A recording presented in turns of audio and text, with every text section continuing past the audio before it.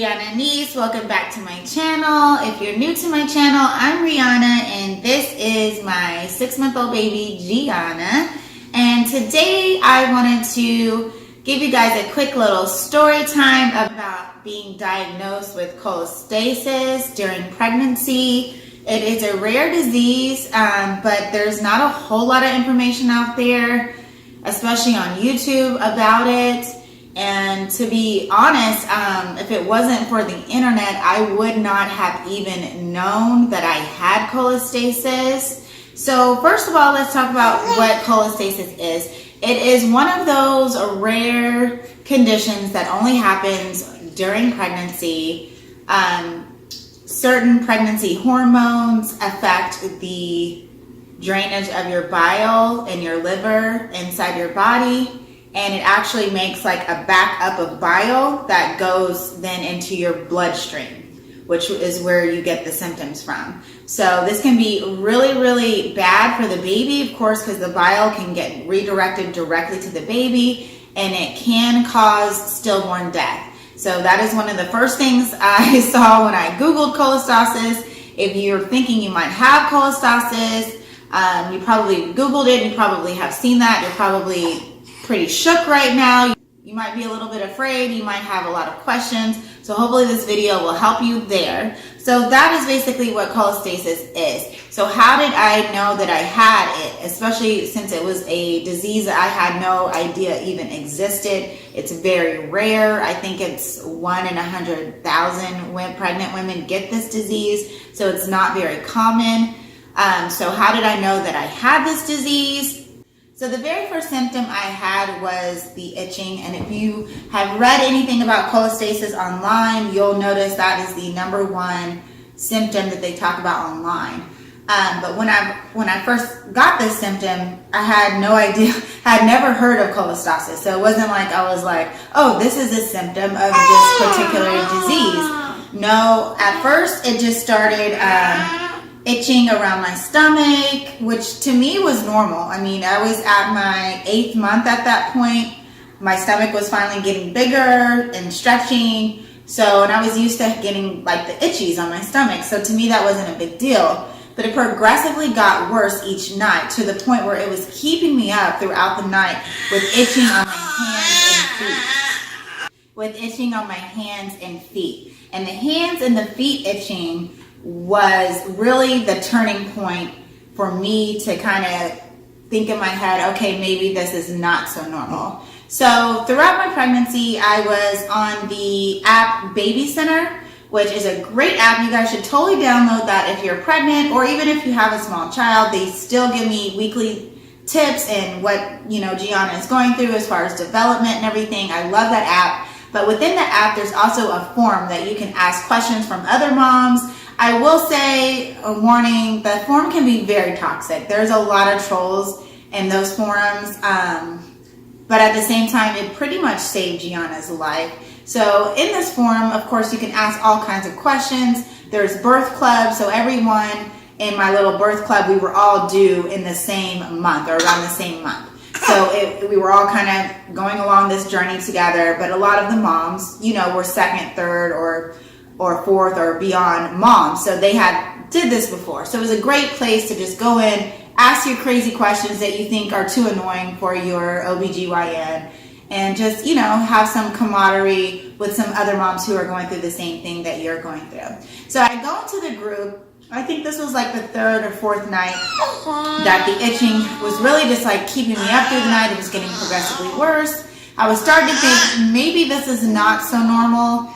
And I'm one of those people that kind of tough things out. So it's, a lot of things don't like trigger me to call a doctor or go to the hospital unless it's something to do with, if I remember I had decreased fetal movement. At one point I went to the hospital, things like that. But any symptoms I personally was having, like back pain, I had sciatica pain at one point, just all kinds of different things. If you're pregnant, you know what I'm talking about. Your body goes through all kinds of craziness.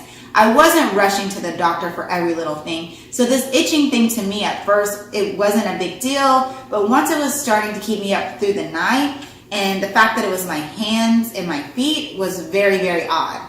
And I mean, I was scratching to the point where my legs were bleeding in some points. I was digging in my skin. It was that annoyingly itchy. It was terrible. I don't think I've ever experienced itching like this before. So I go onto the forum and I just ask, I'm like, hey, my hands and my feet are itching. It started with my belly, which I thought was normal. Is this normal, you guys? Is this something, hormonal? That's what I was thinking, just hormones. And you start itching in weird places because all these other weird things are happening to your body. So why not this other weird thing, right? So I just wanted a little bit of reassurance and peace of mind. The very first comment underneath my post was, go directly to the ER. And then the next comment came, and the next comment came, and they were pretty much all saying the same thing. Go directly to triage. It could be cholestasis, which I had never heard of. So of course I called my doctor immediately, and in the meantime, I'm waiting for him to call me back because it was after hours. I'm Googling cholestasis. So if you found this video, I'm going to assume you Googled cholestasis. I wish I could have stopped you from doing that. Google scares the shit out of you. Let me just be completely honest. Basically, the very first thing that pops up is has a high rate of stillborn death. Now, I want to kind of clarify that I'm not a doctor, and I don't run this statistical analysis for disease or anything like that. But of course, I did a lot of research because this affected me and my child. What they really mean by a high rate of stillborn deaths is if you go your full term, your full 40 weeks of pregnancy, and then have the baby while having cholestasis, there is a high rate of stillborn death then. So now with the new technology, if your doctor knows you have cholestasis, the number one thing they're going to want to do is induce your labor early, because the earlier you have the baby, the better the chance of them not being affected by the backed up bile. So please don't let that scare you.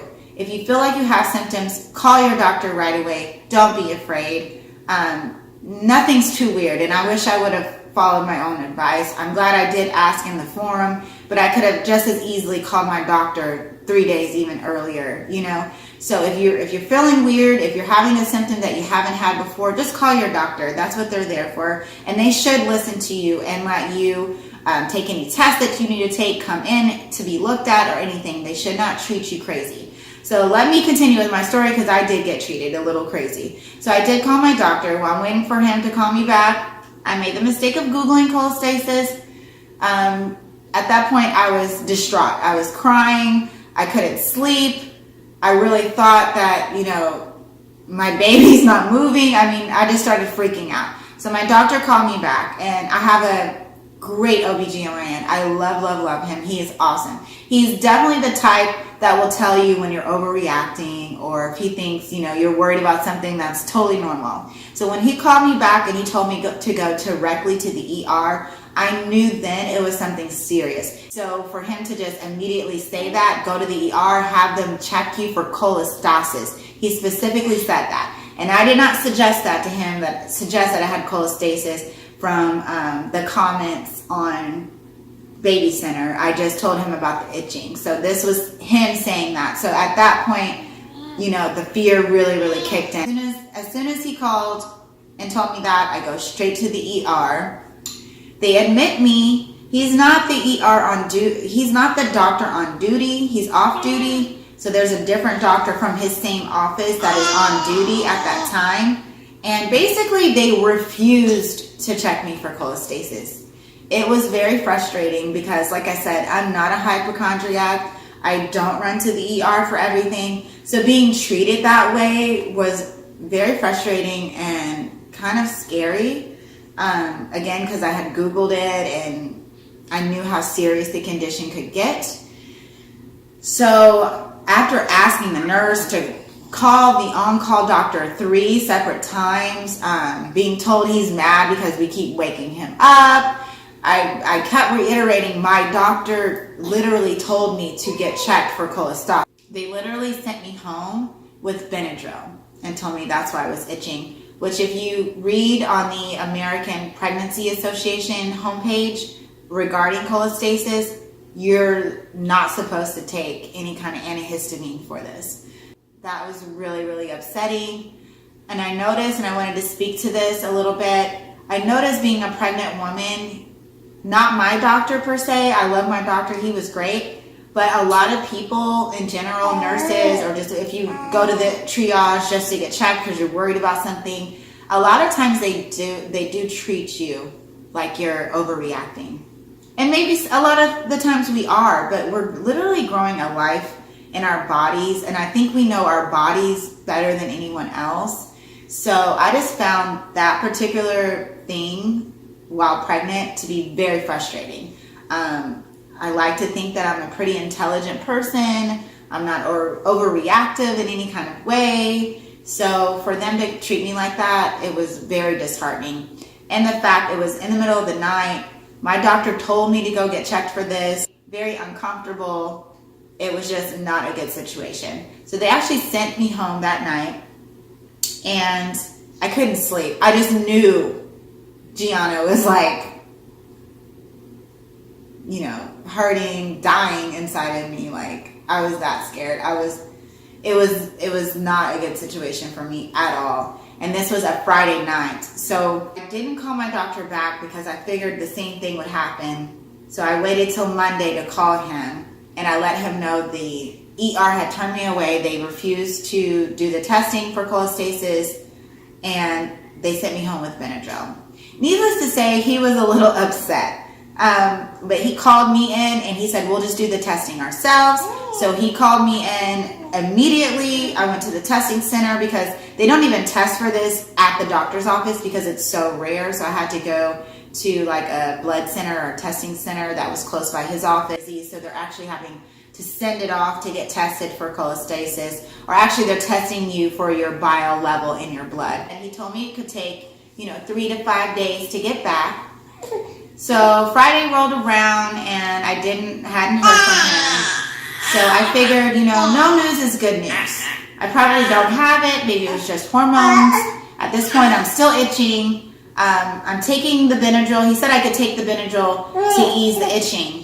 But the reason why they don't really want you to take Benadryl is because they don't want you to mask the symptom of something worse. But because we were already testing for the cholestasis, I could then take the Benadryl to kind of ease the itching, and it did help a lot. So by the weekend, I'm just like, well, this, maybe it's just, pups, something more simple. Maybe it's pups, maybe it's an allergic reaction, maybe it's hormones. Haven't heard from my doctor, so that's a good sign. So then Sunday rolls around, doing laundry, actually getting stuff ready for Gianna, who's not supposed to be here for another 3 weeks or more.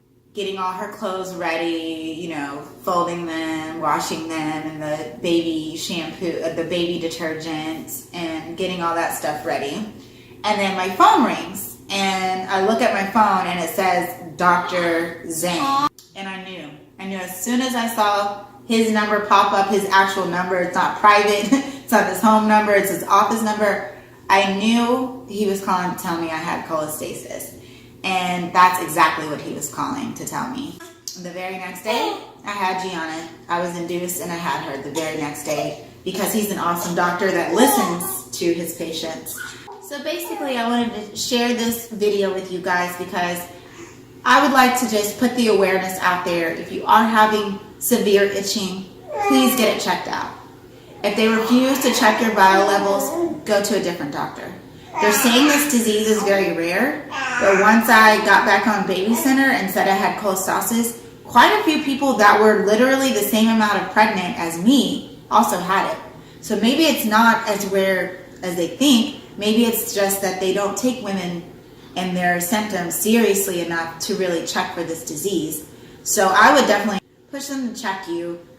So just do your due diligence. I'm not saying freak yourself out or, overreact to every little thing that's happening to your body. But if your gut is saying that's not normal, listen to your gut, call your doctor, go to triage, go to the ER, do whatever it is that you need to do. And if you're being treated in a way where your mind is not at ease, keep pushing. Just keep pushing.